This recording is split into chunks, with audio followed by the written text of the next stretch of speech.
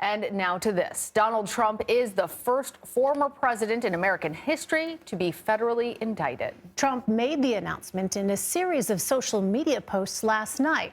The former president's attorney says he is being charged with 7 counts, including making false statements, conspiracy to obstruct, and willfully retaining documents in violation of the Espionage Act.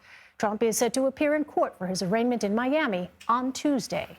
We have team coverage following this historic indictment. We're going to start first with CBS News chief election and campaign correspondent Robert Costa. Robert, this news broke last night. Tell us what we have now been able to learn about this case. Well, so much is changing almost by the minute. Those details you just outlined were explained by Trump's attorney last night, Jim Trusty, who made those comments in an interview. But right now, this afternoon on Friday, 12:01 p.m. Eastern, Trusty's no longer Trump's lawyer. He has resigned, according to a statement provided to CBS News, along with Trump's attorney, John Rowley. Trump's bringing in a new attorney, Todd Blanche, who has worked with him on the New York case about those hush money payments. All this is to say, this is a moving story, fast developing, and you have the former president trying to think through what is he going to do now ahead of Tuesday's arraignment in Florida. He's expected to show up at a federal courthouse and hear these charges against him.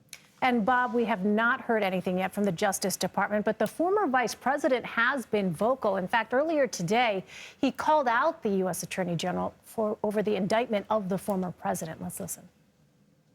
Attorney General Merrick Garland, you need to stop hiding behind the special counsel. You need to stand up and explain to us why this was necessary before the sun sets today.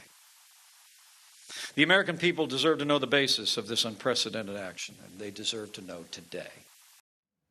Bob, help us understand what the delicate balance is here for the former vice president as he runs against the former president. Well, it's a delicate balance for everybody, part of this story that you just discussed, because former Vice President Mike Pence is running against Trump for the nomination. Pence is also a witness in the ongoing other special counsel grand jury investigation, that one on January 6th, this one, of course, on Trump's handling of classified materials.